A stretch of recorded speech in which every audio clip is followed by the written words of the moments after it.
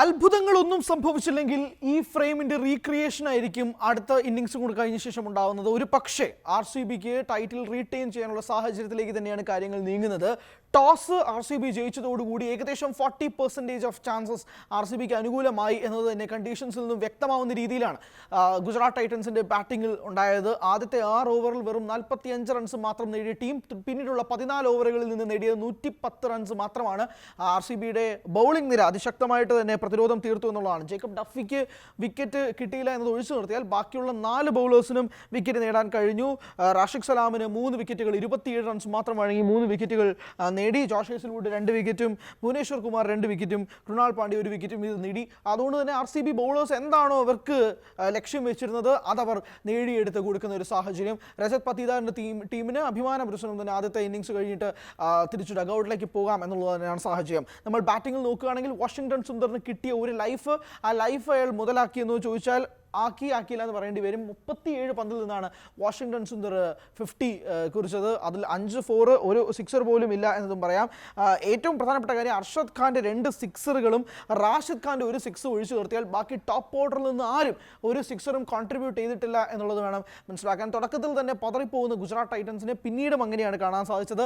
ജോസ് ബട്ട്ലറൊക്കെ 23 പന്തിൽ നിന്നാണ് 19 റൺസ് എടുത്തത്. ഒരു ഘട്ടത്തിൽ പോലും ഫൈനലിൻ്റെ മുഴുവൻ, പ്രത്യേകിച്ച് ഇതുപോലുള്ള സീനിയർ താരങ്ങളൊക്കെ തന്നെ ഫൈനൽസ് കളിച്ച താരങ്ങൾക്കൊക്കെ തന്നെ ആ പ്രഷർ അബ്സോർബ് ചെയ്യാൻ കഴിയാതെ പോകുന്ന കാഴ്ച ഗുജറാത്ത് ടൈറ്റൻസിൽ ഉടനീളം ഉണ്ടായിരുന്നു.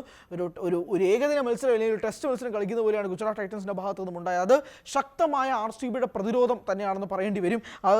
Sai Sudharsan 12 runs, Shubman Gill 10 runs, Jos Buttler 19, Nishant Sindhu വെറും 20 റൺസ് നേടുന്നു. അങ്ങനെ ടോപ്പ് ഓർഡറിൽ നിന്ന് വാഷിംഗ്ടൺ സുന്ദറിലേക്ക് വന്നപ്പോൾ വാഷിംഗ്ടൺ സുന്ദർ മാത്രമാണ് പിടിച്ചു നിൽക്കാൻ കഴിഞ്ഞത്. ബാക്കി ഒരു അറ്റത്ത് നിന്ന് വിക്കറ്റുകൾ വീഴുന്ന ഒരു സാഹചര്യം ഉണ്ടായി. പക്ഷേ ഗുജറാത്ത് ടൈറ്റൻസിൽ നിന്നും പ്രതീക്ഷിച്ചതായിരുന്നില്ല. അവരുടെ ഹോം ഗ്രൗണ്ട് 155 റൺസ് മാത്രമാണ് എന്ന് പറയേണ്ടി വരും. മറുപടി ബാറ്റിംഗിൽ ബാംഗ്ലൂരിന് വീണ്ടും ആവർത്തിക്കുന്നു. വലിയ അത്ഭുതങ്ങളൊന്നും സംഭവിച്ചില്ലെങ്കിൽ ഇതൊരു 1-sided ഗെയിമായി മാറും. ഡിഫെൻഡിംഗ് ചാമ്പ്യൻസ് വീണ്ടും IPL കിരീടം നേടുന്ന ഒരു സാഹചര്യത്തിലേക്ക് വരും.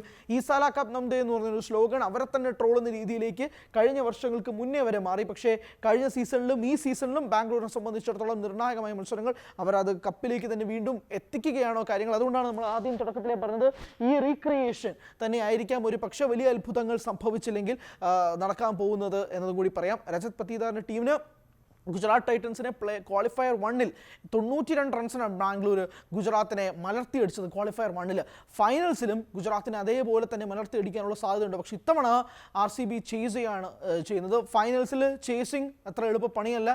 പക്ഷേ എന്നാൽ പോലും അത്ഭുതങ്ങൾ സംഭവിച്ചില്ലെങ്കിൽ 156 എന്ന ടാർഗറ്റ് ഈസിലി RCBക്ക് കടക്കാൻ കഴിയുന്നതേ ഉള്ളൂ. അതിനുള്ള സ്ട്രോങ് ബാറ്റിംഗ് ലൈനപ്പും അവരുടെ പക്കലുണ്ട്.